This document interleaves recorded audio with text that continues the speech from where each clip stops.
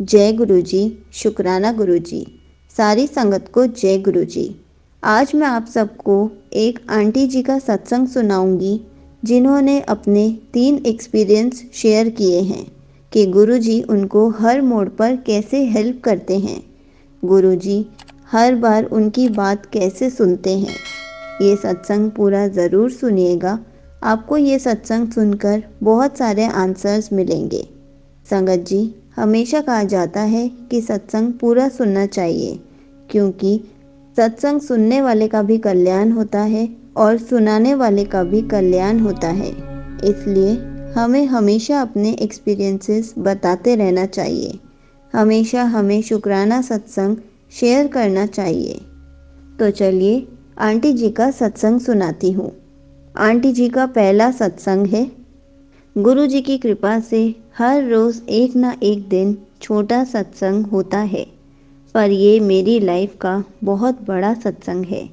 मेरी फैमिली गुरु जी से 2018 में कनेक्ट हुई थी। मैं भी मानती थी, पर डीप कनेक्शन गुरु जी के साथ 2023 अगस्त से हुआ। मैंने तब पहली बार सत्संग सुनने शुरू करे और मुझे इंटरेस्ट आने लगा और इच्छा हुई गुरु जी के बारे में और जानने की। उस वक्त मैं अपने कॉलेज का एडमिशन लेकर बहुत परेशान थी। मैं चाहती थी मेरा एडमिशन दिल्ली यूनिवर्सिटी में हो जाए, पर फर्स्ट, सेकंड, थर्ड और फोर्थ लिस्ट में नाम नहीं आया। मैंने उम्मीद नहीं छोड़ी, क्योंकि गुरुजी पर विश्वास करना सीख लिया था। एक कनेक्शन बन गया था। गुरुजी के मैसेजेस आने लगे थे कि वो मुझे सब्र करना सिखा रहे थे।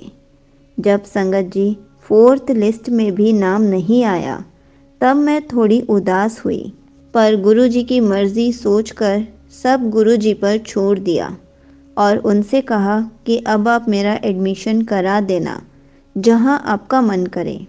तभी संगत जी मेरे पास मैसेज आया गुरुजी का, कुड़िए तेरा एडमिशन हो गया।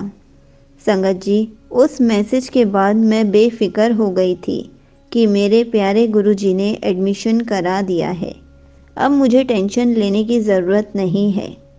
फिर संगत जी मेरा नाम 5th लिस्ट में आया और ये मेरा फर्स्ट ईयर है डीयू में। गुरुजी की इतनी कृपा है कि उन्होंने मुझे मेंटली इतना स्ट्रॉन्ग बनाया कि मैं घर से बाहर रह के पढ़ सकूं। गुरुजी ने एक सत्संग के थ्रू मुझे ये रियलाइज़ कराया कि इतनी देर इसलिए लगी क्योंकि वो मुझे बाहर भेजने के लिए तैयार कर रहे थे। आंटी जी का दूसरा सत्संग है। जैसा कि उन्होंने बताया था कि दिल्ली यूनिवर्सिटी में एडमिशन कराया था, लेकिन थर्ड लिस्ट में भी उनका नाम नहीं आया था। तब पेरेंट्स ने मेरा एडमिशन नोएडा के किसी दूसरे कॉलेज में करा दिया था। जब उस कॉलेज में सारा एडमिशन का प्रोसेस हो गया, तब मुझे वहाँ किसी की डेस्क पर गुरुजी का स्वरूप दिखा। मैं समझ गई गुरुजी मेरे साथ हैं और सोचा शायद गुरुजी ने ये कॉलेज चुना है मेरे लिए।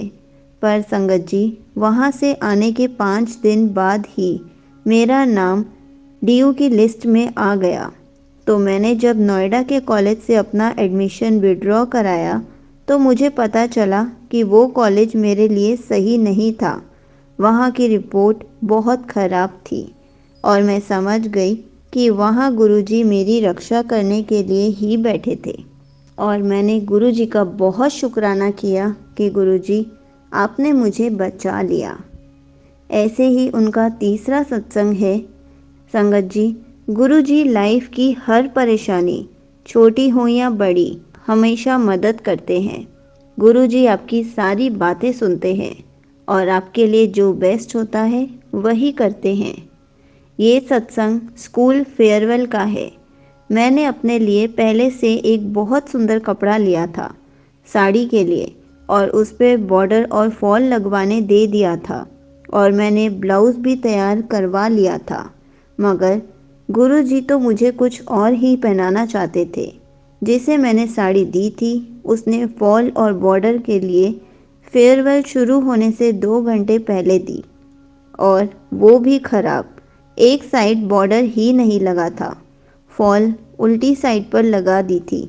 मैं घबरा गई। मैंने गुरुजी को याद किया और उनसे कहा, गुरुजी, ऐसे कैसे जाऊंगी मैं अपने फेयरवेल में?